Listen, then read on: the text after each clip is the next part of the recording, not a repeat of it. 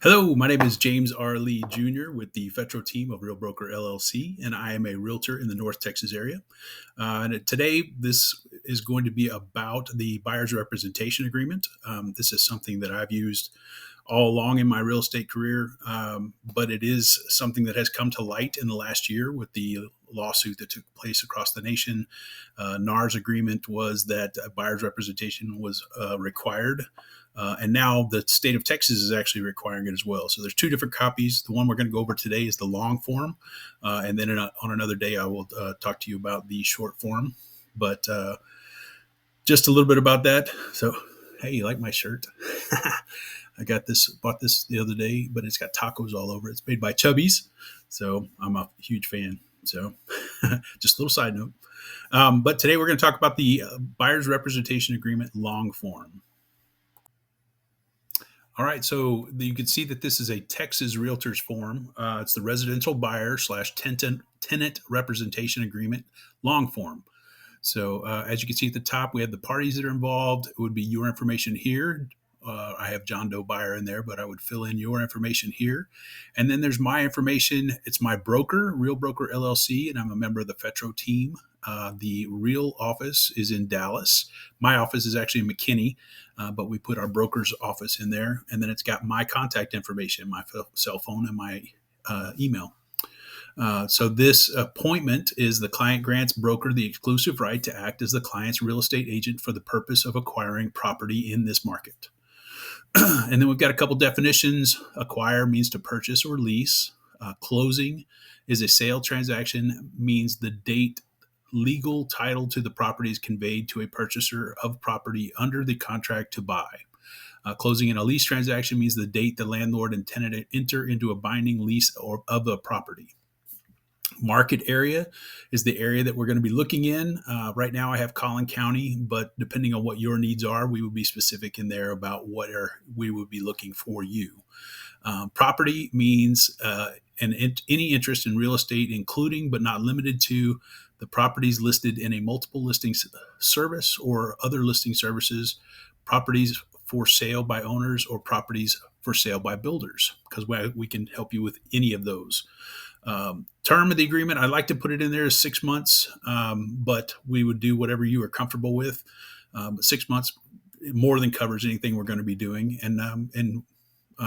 but we would put specific dates in here. So we click on it, we'd put in, today's start date, which is not June 1st, but then we'd have an end date in here as well. So the broker's obligation: the broker will use broker's best efforts to assist client in acquiring property in the market area, assist client in negotiation with the acquisition of property in the market area, and comply with the provisions of this agreement. Again, I become a fiduciary because I have a binding agreement with you. So I'm your fiduciary, which means your interests take precedent over anything that I want. But I'm going to provide you my expertise and my advice to assist you in the transaction. But ultimately, it's your decision, and that's my goal, is to exceed your expectations in that. So, client's obligations: client will work exclusively through broker in acquiring property in the market area, and negotiate the acquisition of the property in the market area only through the broker. Inform other brokers, salespersons, sellers, and landlords with whom client may have contact that their broker exclusively represents the client for the purpose of acquiring property in the market area, and refer all such persons to the broker and comply with the provisions of this agreement.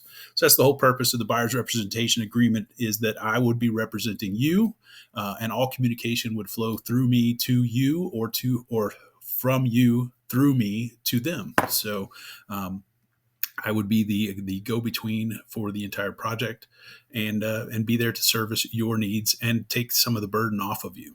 So the rest of the forms are going to see at the top that this is a tenant or buyer tenant representation agreement between you, John Doe Buyer, and me, James R. Lee Jr.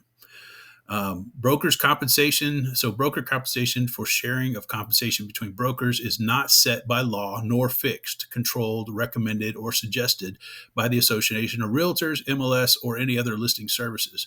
Broker compensation is fully negotiable. Brokers independently determine their fees. Broker is prohibited from receiving compensation from brokerage services from any source that exceeds the amount stated in the agreement. I put in here 3% for the purchase and 50% of 1 month's rent for lease, because that's what I feel like I deserve, what I feel like I will earn during this project. But again, that is negotiable. So if we want to negotiate a smaller fee, then we have opportunity to do that. There will be some things that I won't be able to do for you based off of whatever the fee is that we agree to. So, but that's how that's put in there. Source of compensation. Broker will seek to obtain payment of the fee specific to paragraph 7A, first from the seller, landlord, or their agents. If such persons refuse to or fail to pay broker the amount specified, client will pay broker the amount specified less any amounts broker receives from such persons. So what that means is that before any money comes out of your pocket, we're going to negotiate that as part of the contract, that the seller would be able to pay my fee, all or portion of that fee. And so that's where we're going to go first, is to them. And then if they're not willing to do that, and we're not able to negotiate that, then that burden would fall to you as the buyer. However, in this market today, we're still seeing a lot of that the sellers are paying all or part of the buyer's agency agreement commission. So just wanted to let you know that. That becomes earned and payable when the broker's compensation is earned when client enters into a contract to buy or lease property in the area. Client breaches this agreement. Broker's compensation is payable either during the term of this agreement or after it ends upon the earlier of the closing of the transaction to acquire the property, client's breach of contract to buy or lease the property in the market area, or the client's breach of this agreement. If client acquires more than one property under this agreement, broker's compensation for each property acquired as earned as the property is acquired and are payable at the closing of each acquisition. So basically, when you close on the house, that's when I get paid. I get paid at closing through the title company, but it comes out of the seller's proceeds, or it comes out of money that you put into closing, so that if we were unable to negotiate that with the seller. So additional compensation in here. So in addition to the broker's fee specified under 7A, broker is entitled to the following compensation. For construction, if client uses broker services to procure and negotiate the construction of improvements to property that client owns or may acquire, client ensures the broker will receive from their client or the contractor, the time of construction is substantially complete, a fee equal to, and again, my personal compensation is 3%. Again, that is negotiable based off of the services that you want to ascertain from me. So, but my brokerage fee is 3% for everything that I would do as your realtor. That covers everything from marketing, from the whole gambit of things, and we could talk about that further if you secure my services. So, but this paragraph covers new construction, and so just want to make sure we covered that. So, service providers. If broker refers client or any part of the transaction contemplated by this agreement to a service provider, for example, mover, cable company, telecommunications provider, utility or contractor, broker may receive a fee from that service provider for the referral. I don't do any of that. If the only people that I refer my clients to are the people that my previous clients have used and had great success with. They come recommended from my previous clients. I don't accept any compensation from them at that time. The only time that I refer somebody is when they've helped my clients in the past and have done a great job. So other compensation, if we would put anything else in there, if there was something else, we would take care of that then. Bonuses, in addition to broker's fees specified under 7A, seller, landlord, and other agent may offer to pay broker a bonus if the client purchases or leases certain properties. Broker will disclose that specific amount of any bonus offered to the broker, and broker may not receive any bonus unless authorized by the client in writing. So in that situation, if we were to get a incentive from a builder, is where you typically see that, or it could be from a seller if they're trying to incentivize the realtors to bring them to there. But that has to be disclosed to you in advance. You have to agree to that, and then we would need to do an amendment to the buyer's representation agreement to cover any additional compensation regarding that. So protection period. So in the event that we terminated this buyer's representation agreement, typically I have the ability to put in here a certain number of days where it would hold over for if you say we terminate an agreement and then you bought a house that I had showed you and brought you to, and I was the party that showed you the house the first time, within a certain number of days, then you would be required to compensate me. I typically put NA in this part of it, just because if somebody doesn't want to work with me, then I'm okay with that, and I don't want to hold them hostage from anything else. So just keep that in mind. Escrow authorization: client authorizes and broker may so instruct an escrow or closing agent authorized to close a transaction for the acquisition of property contemplated by this agreement to collect and disperse to broker all amounts payable to broker. So that just says that we're going to be doing something through title company. They will set it up in escrow. That money gets deposited with the title company and they get dispersed that way. So county amounts payable to the broker are to be paid in cash in Collin County, Texas. That's because that's where my office is. And so we just put Collin County in there. Representations: each person signing this agreement represents that the person has the legal capacity and authority to bind the respective party to this agreement. Client represents that client is not now a party to another buyer or tenant representation agreement with another broker for the acquisition of property in the market area. Again, this is a buyer's representation agreement, and we want to have that agreement just between the buyer and a realtor. So you shouldn't and won't sign multiples of these with multiple agents. That's not the way this is designed. It's an exclusive contract between the buyer and the realtor. Client represents that the information relating to the client's ability to acquire property in the market area client gives the broker is true and correct. And then if there's a relocation company involved, we would put that information here. Broker is not authorized to execute any document in the name or on behalf of a client concerning the property. It's still your responsibility to sign everything, and it's my responsibility to make sure that you're aware and that you have all the information that you need to make an educated decision, and then also help you, assist you with the signing of paperwork, but I cannot do that for you. So box 9 is intermediary. So intermediary status means that we have two agents working on either side of the transaction, buyer and seller, and they both are associated with one brokerage. So if I'm currently with Real Broker LLC.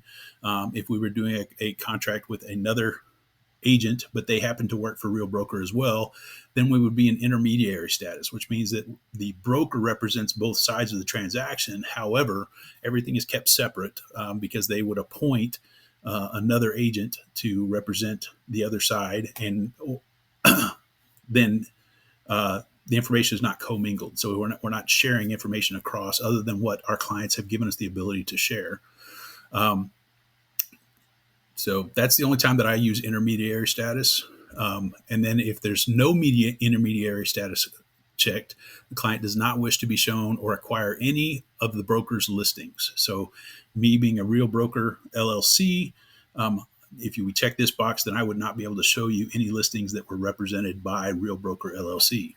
So that's why we usually check intermediary. And again, there's a couple types of intermediary. The only one that we use is intermediary with appointments, which means that we have separate realtors that don't share information other than what their clients are willing to share. across the line from buyer to seller. And that's the only time that we would use intermediary status in my office. Competing clients. Client acknowledges that the broker may represent other prospective buyers or tenants whom may seek to acquire properties that may be of interest to this client. Client agrees that the broker may, during the term of the agreement and after it ends, represent such other prospects, show the other prospects the same properties the broker shows to client, and acts as a real estate broker for such other prospects in negotiating an acquisition of properties that client may seek to acquire. Basically, what that means is that I can show another buyer the same property and negotiate on their behalf as well, if we have overlap. So if we have two clients that have the same things that they're looking for, that's the only time that we'd really run into that, and that has to be disclosed to both parties that we have two clients that are looking at the same thing. So.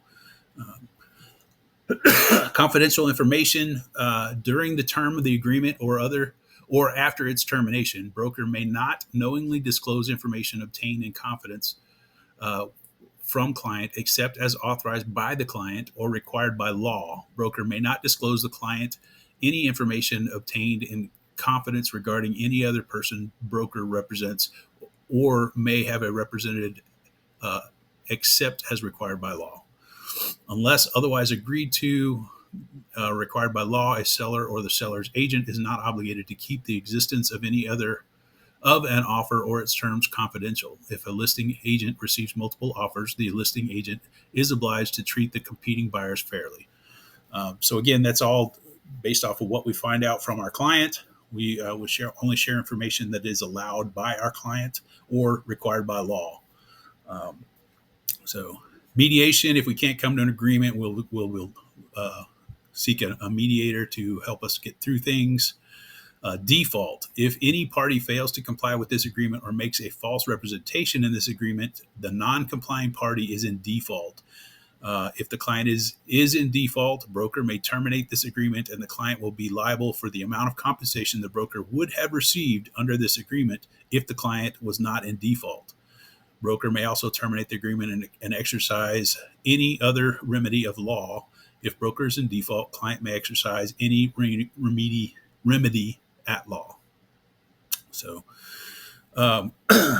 attorney's fees, if client or broker is a prevailing party in a legal proceeding brought as a result of a dispute under the agreement or any transaction related to the agreement, such party will be entitled to recover the non-prevailing party all costs of such proceeding and responsible attorney's fees. And then there's a limitation of liability. Neither broker nor any other broker or their associate is responsible or liable for any person's personal injuries or any loss or damage of any person's property that is caused by the broker. Client will hold broker, any other broker, and their associates harmless from any such injuries or loss. Client will indemnify broker against any claims for injury or damage that client may cause to others or their property. So basically, that's your responsibility. If something happens, you cause damage to a property that we're looking at or something like that, then you are responsible. 16 is the addenda. So these are add-on documents to any contract that we would write, and that your responsible information that we would provide you in regards to any properties that we may be looking at as well. So information about brokerage services, that's another document we'll go over very soon. But it tells you basically what my brokerage offers as services and also how you could report anything that you feel like is against you from what I have provided you. Mold remediation, consumer protection. So it's just information talking about what to look for in mold and what the remedies are and that kind of thing regarding mold. So if we had a home that we suspected had mold or anything like that, it's just information for you that I would provide to you as part of this agreement. Information concerning property insurance. Just a flyer talking about why it's good to have property insurance, what's required, and how it protects you. General information and notices to buyers and sellers. It's a lot more definitions and things like that that we'll go over at a later date as well. Protect your family from lead in your home. So if we have lead-based paint in there, or if the house was considered to have lead in it, then it's just information to talk about what to look for, what the remedies are, and why it's important. So, information about special flood hazard areas. If we have a home that is in a flood area, this kind of tells you a little bit about what's involved with that, what that looks like. For your protection, get a home inspection. I would highly recommend every buyer get a home inspection to take a look at the house before they purchase it. And that just gives you a third party to come in and take a look at things. They know what the current regulations are, what the current codes are, even though the house may not be needing to go to code. So if you buy an older house, codes have changed. But unless you're getting into making a change in that particular area of the house, it doesn't have to come up to code for you to be able to buy it. But it does let you know what the code is. And so an inspector is going to go through and they're going to tell you everything that's different from current code, anything that is broken or not working as designed. They'll go through all of that with you. And then it just gives you the opportunity to make an educated decision on what you want to negotiate as your either a dollar amount or the repairs that you want to get made before you purchase this house. So it's just a great opportunity to be able to do that. And they can look at things that and understand things that you may not as a consumer. And so it's just good to have that third party set of eyes in there and be able to take a look at that. And then, as you may or may not be aware, in our world today, wire fraud is a big deal. And so there's another document that I'll provide you regarding wire fraud. And it just kind of gives you some basics and just wants to make sure that you are knowing who you are sending money to and that it's the correct way to send it before you send it. So special provisions is really for attorneys. If there's something in there in particular that we want to add in there, we'd have to get an attorney involved. Because this is usually left blank because it can be considered practicing law, and I'm not an attorney. So then we've got our additional notices in here. In accordance with the Fair Housing Laws and National Association of Realtors Code of Ethics, broker services must be provided without regard to race, color, religion, national origin, sex, disability, familial status, sexual orientation, or gender identity. Local ordinances may provide for additional protected classes, for example, creed, status as a student, marital status, or age. B, the broker is not a property inspector, pest inspector, appraiser, surveyor, environmental engineer, environmental assessor, or compliance inspector. Client should seek experts to render such services in acquisition. Even though I have a lot of experience, I am not a certified inspector, and so that's why we get those inspections. And have certified technicians come in to take a look at specific things. Like if the inspector called out something with the air conditioner, typically what they're going to say is that we want somebody that's qualified to come in and take a deeper look into this thing. And then we would find an HVAC technician that would come in, do an inspection on it, and give us a recommendation at that point. So if client purchases property, client should have an abstract covering the property examined by an attorney or client's selection, or client should be furnished with and obtain a title policy. And that's what we typically do is we work with a title company and have a owner's title policy done up that protects you from anything that might go wrong or wasn't known about the title when we purchased the house. Client may purchase a residential service contract. Client should review such service contract or the scope of coverage, exclusions, and limitations. The purchase of a residential service contract is optional. There are several residential service companies operating in Texas. Yes, there are. And typically what we do is we negotiate a dollar amount with the seller, or we pay for it or you pay for it as the buyer. If we don't negotiate it with the seller, but it's a certain dollar amount that's set aside at closing to purchase a residential service contract.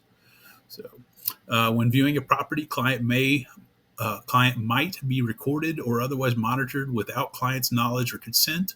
Additionally, consult an attorney before recording or photographing a property without the owner's knowledge or consent. And typically in the MLS, it'll state whether or not there are recording on site. But as you know, there's a lot of Ring cameras or Blink cameras or all kinds of things across the property. There's also, the little nanny bears that record. So you never know when you're going to be recorded.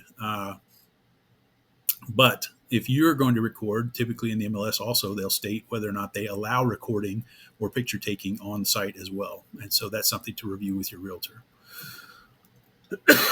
To reduce risk of wire fraud, clients should refrain from transmitting personal information such as bank account or other information via unsecured email or electronic communication. And that's what we talked about before with the just the amount of fraud and wiring funds, that we just want to make sure that you do your due diligence and that you know who you're sending your money to so that you don't get it taken from you. But that comes down to the signature part, where I would sign as the realtor, and then you as the buyer, or you and your spouse as the buyer, whoever's party to the transaction would sign as well. And that puts together the buyer's representation agreement that gives us the ability to represent you from a fiduciary standpoint in the real estate transactions and to have your best interests at heart.